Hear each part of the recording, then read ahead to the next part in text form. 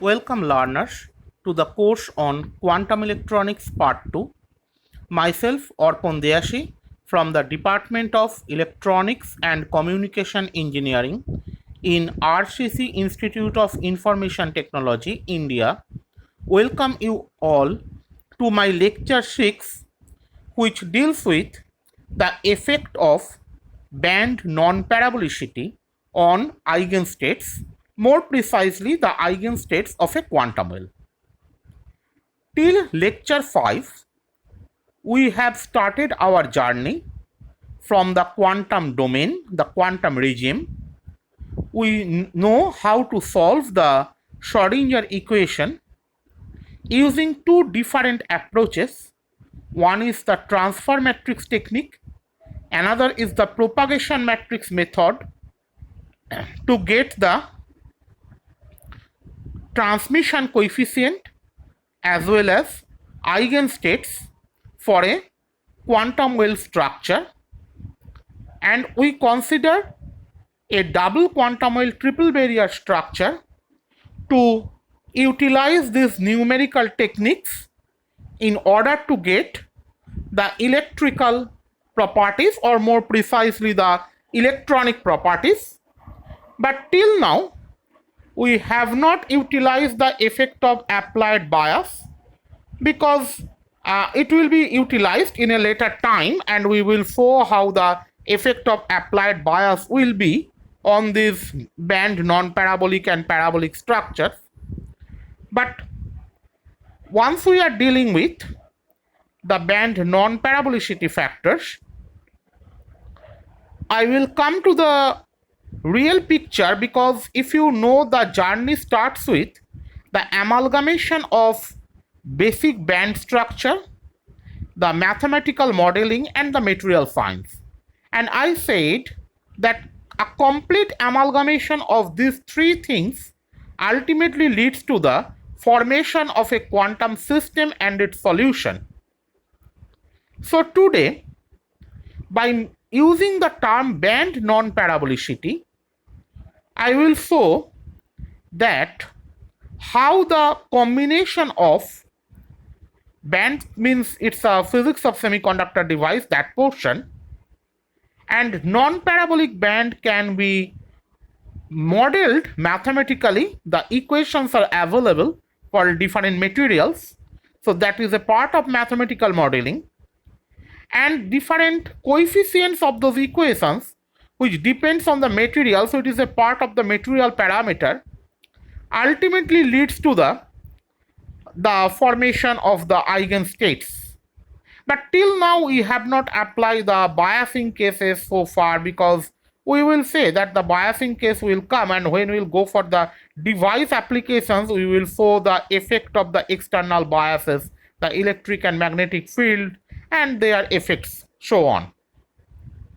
So today, a very short lecture by the three different components will come using a single terminology, and that will help you to realize what will be the role of accuracy or precision, why realistic material parameters are so important, why you require a very good solid foundation of your mathematics, otherwise you can't proceed towards the quantum mechanics, why the knowledge of fundamental physics are important, and more precisely,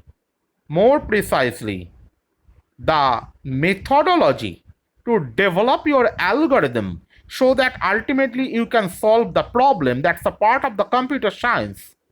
So everything for a theoretical quantum mechanics or theoretical engineers, quantum engineers, all these things are required. So with this lecture, I will try to emphasize how these things will help you to understand the realistic solution of a quantum mechanical structure. And that's the objective of today's lecture. So let's make our journey with our very well-known double quantum well triple barrier system. Obviously, you know the green portion, green color actually represents the valence band of the system, and the chocolate color represents the conduction band.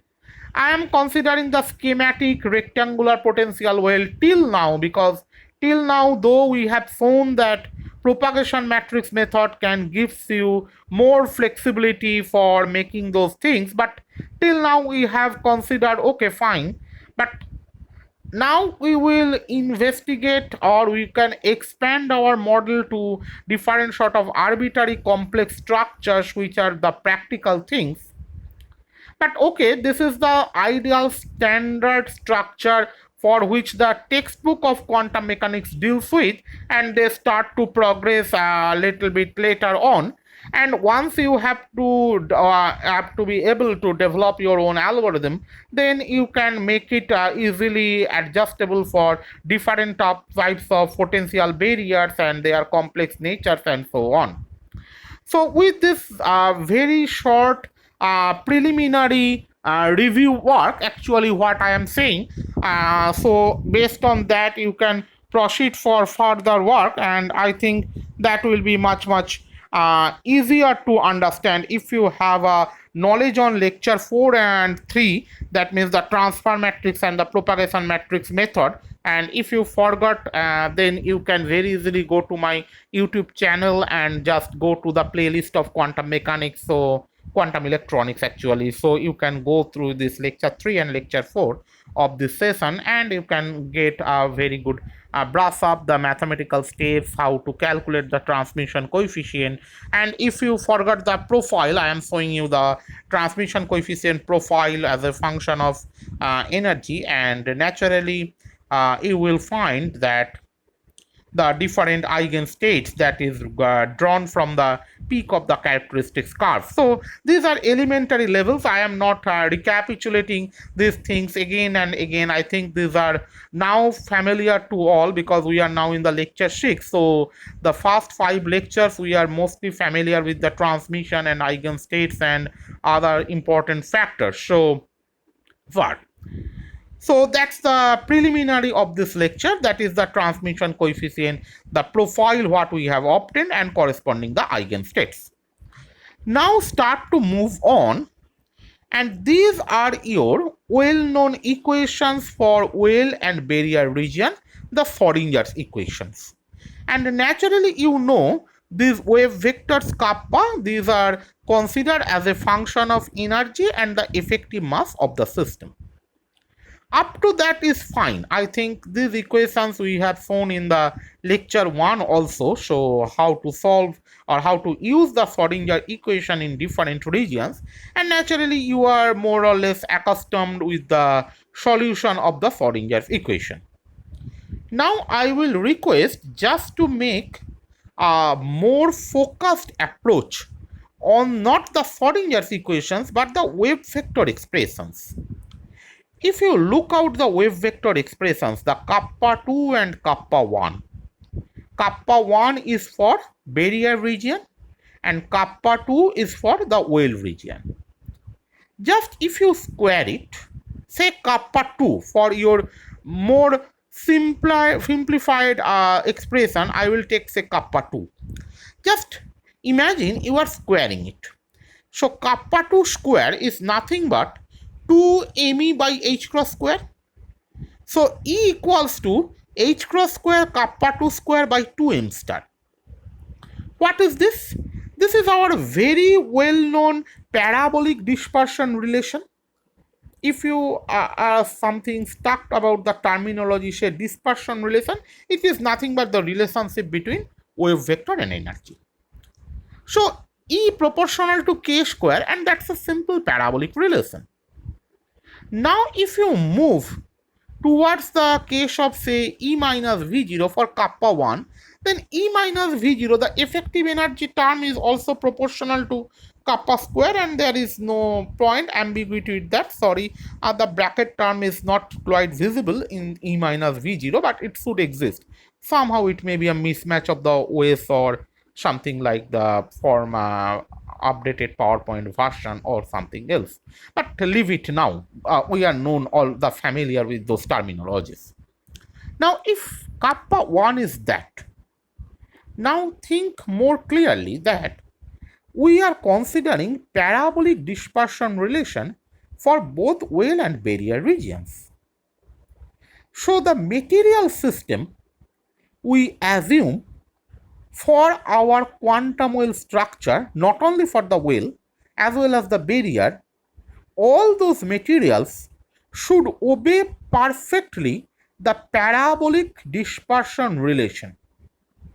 But now if you think that the dispersion relation what the material obey is not exactly parabolic, and that's the actual nature provides very few dispersion relations available for materials which are parabolic in nature. It's rare. At least the non-parabolicity term comes into play. And if you consider, then the kappa 2 and kappa 1, the equations written here, they will be modified due to the presence of band non-parabolicity.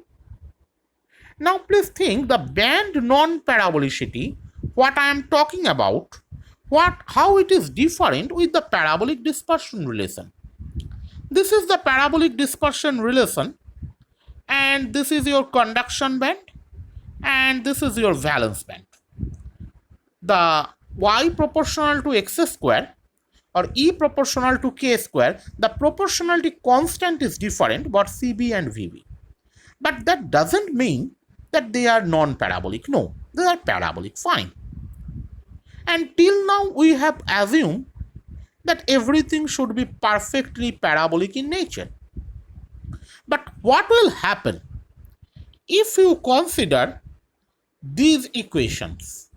That means I am showing this is non-parabolic conduction band as well as this is non-parabolic valence band.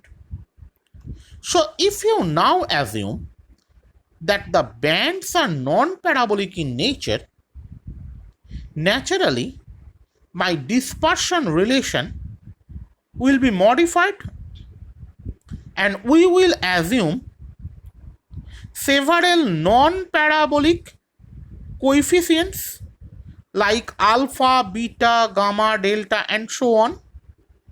Alpha is multiplied with E, so it will be first order non-parabolic coefficient. Beta is multiplied with E square, so it will be second order non-parabolic coefficients. And naturally their unit will be 1 by electron volt, 1 by electron volt square and so on. Now say if we consider these non-parabolic coefficients, naturally the solution is not the same. Kappa square is 2m star multiplied by E into this factor divided by h cross square. So the previous expressions what we have written for well region as well as barrier region are not same. They are basically different. And what will be the expressions are? We have to investigate that. Now, the alpha and beta, they basically will modify the kappa 1, kappa 2 and so on. That means the magnitudes of this alpha, beta and those other non-parabolic coefficients, they can tune wave vector. If they can tune wave vector, that means they can tune the transmission coefficient, and if transmission coefficient is modified, then eigenenergies will also be shifted. So that's now the physics again coming from the combination of material and mathematical modeling. We have found out that our transmission coefficient and corresponding eigenenergy will be modified. So if that happens, that means what I am trying to enlarge you in order to help you, or if you say okay it's fine, then I am going to the next slide.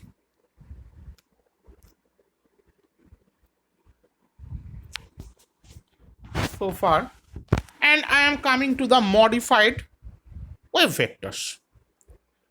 Now look, I have taken a single term alpha. If you look out the term alpha, that means a single first order non-parabolic. Now look the kappa 2 and kappa 1, they are now changing. If you take another factor, say beta, it will be vastly changing. So mathematical equations, because you know the ultimate propagation matrix or transfer matrix, they heavily dependent on kappa 1 and kappa 2. So if you change kappa 1 and kappa 2 by introducing this non-parabolic coefficients, end of the day, the matrices, that means the transfer matrix or the propagation matrix, that will be changed, and corresponding the eigenstates, that will be modified. So this is your previous transmission coefficient graph. Now how it will be modified? I have written P. P stands for these energies are obtained from parabolic dispersion relation. But if you go for non-parabolic, look the dotted curve. It is obtained for non-parabolic dispersion relation, only take say alpha. And look, the first eigenenergy state is slightly lower compared to that you have obtained for parabolic dispersion relation. So there is a shift of eigenstate and it goes to the lower energy, that means higher wavelength. That means you are making a rate shift.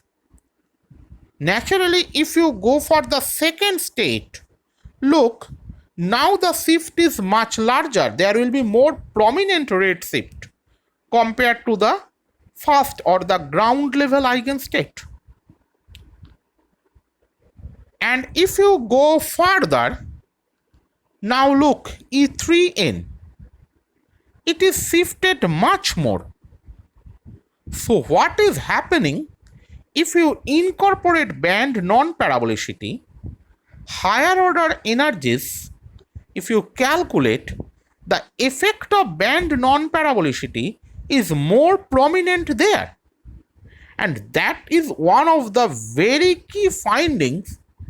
If you really incorporate the actual band structure of the materials, or better to say the constituent materials of the quantum mechanical structure. And why these things are important, I am also showing the fourth eigenstates and so on. Now please think, the gap between first and second eigenstate is nothing but the energy difference.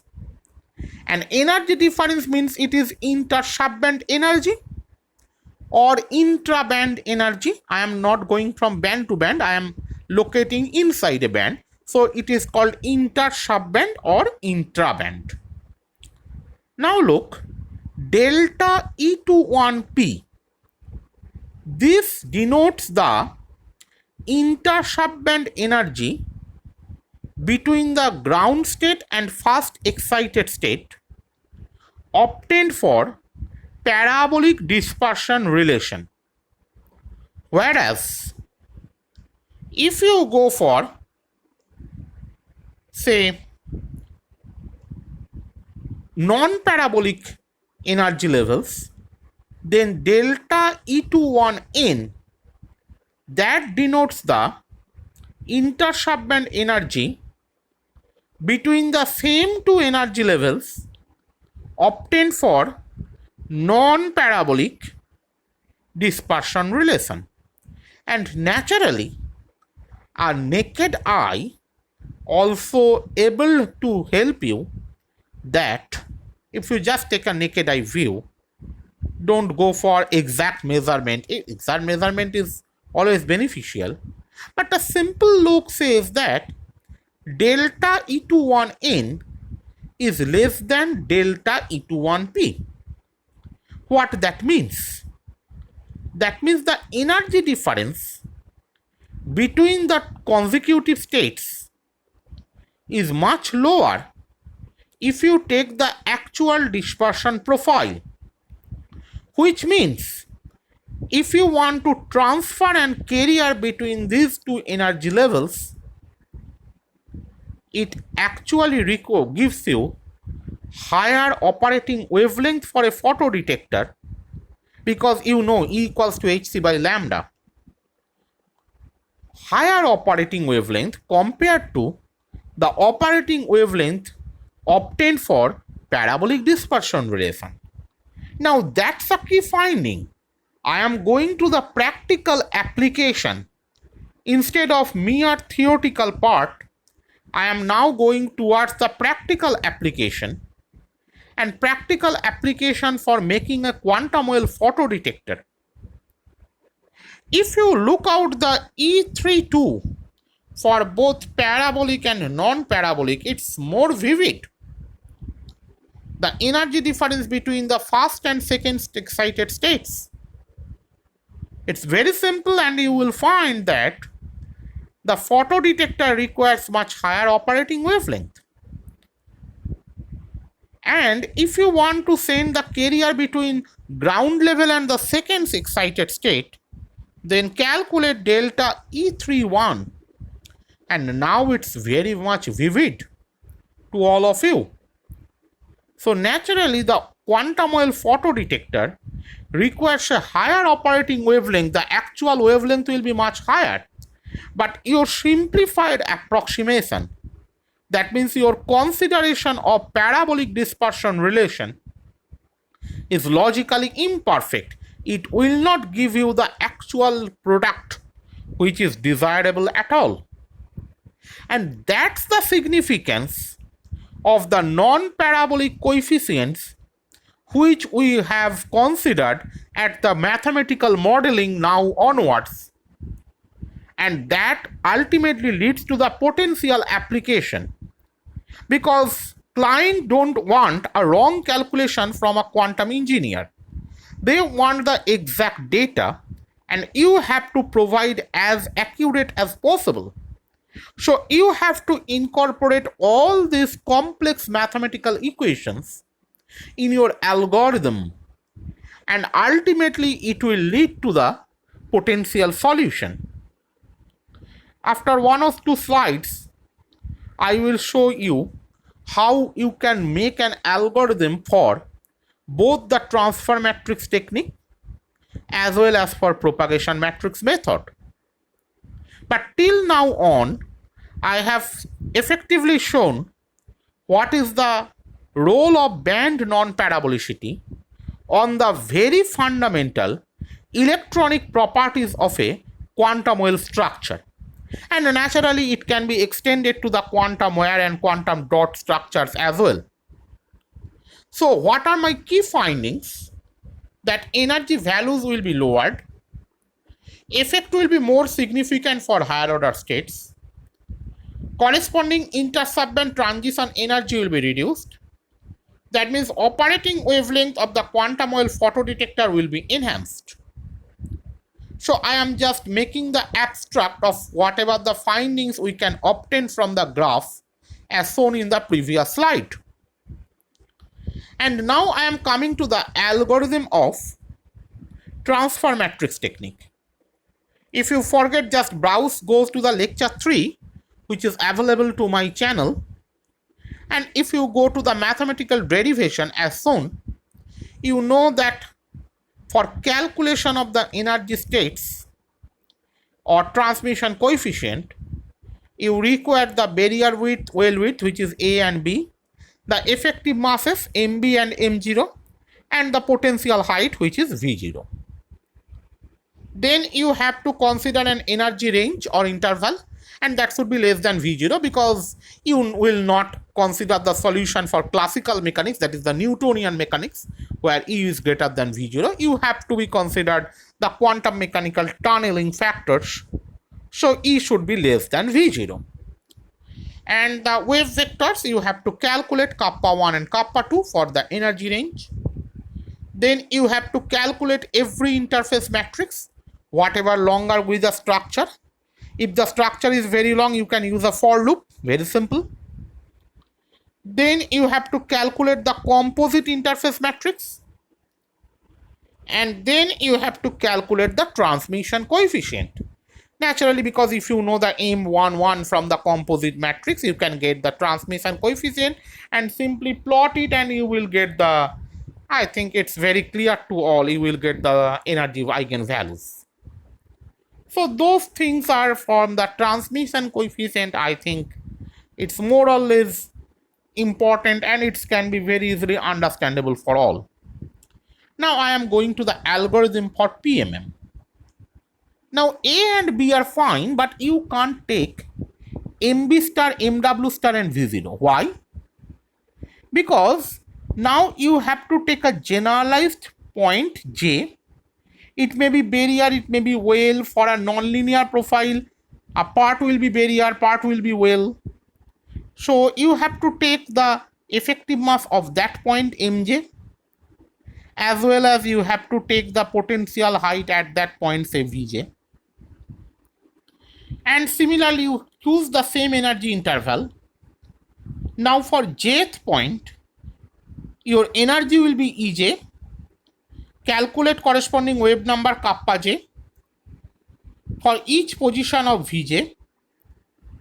And based on, once you know the kappa for j and j plus 1, then you can calculate the junction matrix for 2 consecutive points, and then take the distance between the consecutive points, which is the length or distance, and then you will calculate the step matrix.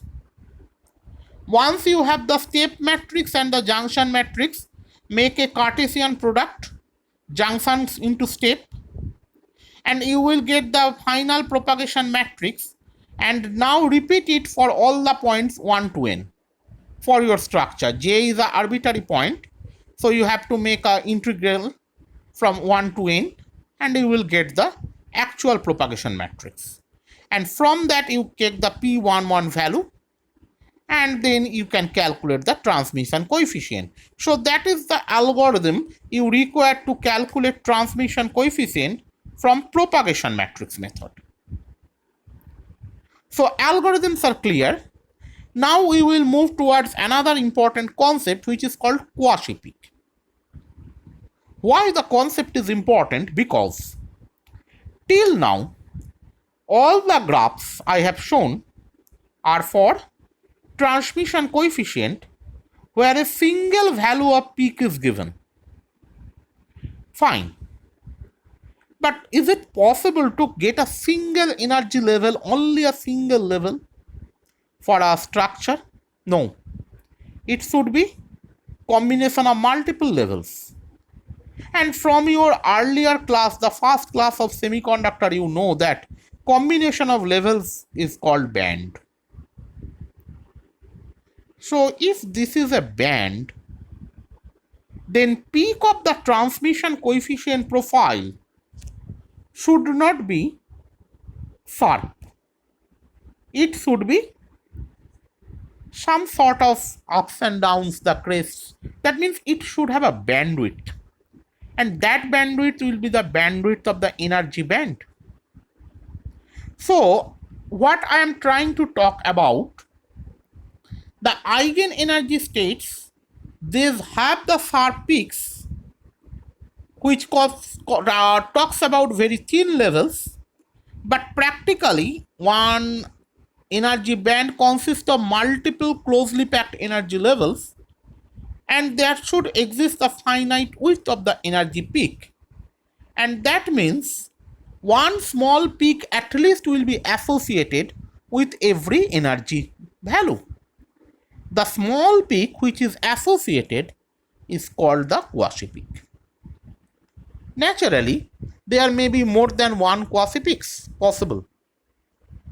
So if quasi-peaks are available, then the profile of the transmission coefficient, what we have drawn, that will be also modified.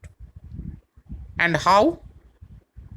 Naturally, you will find that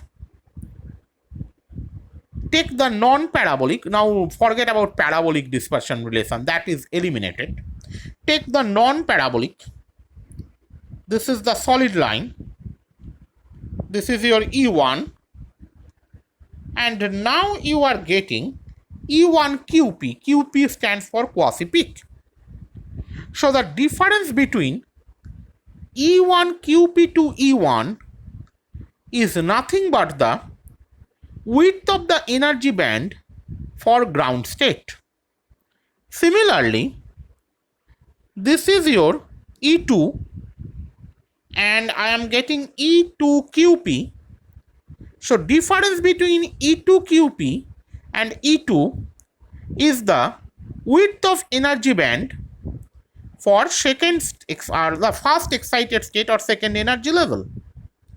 Similarly, if you proceed, you can get the third, the fourth, and so on. So naturally, for every state, there should be associated quasi-peaks, maybe one, maybe two, maybe more than that. I am showing a schematic figure, but it should be like that. That means whatever I am considering about energy levels, it should be bands. And if we recall my lecture 5, in the density of states, you are calculating a huge number of density. Is it possible to locate all the carriers in a single energy level? And never be possible. So now I am making the circle complete, that we have to deal with the energy bands. And the position of these energy bands can be modified in presence of bias. That will be shown a little bit later on when I am going to the resonant tunneling. But till now, I am showing how the quasi-peaks occur and how the energy levels which we are abstractly considering will be transformed into energy band. So that's the effect of band non-parabolicity along with the quasi-peak. This completes this lecture, and the next lecture I will go for the quantum Hall effect. Thank you all today for attending this.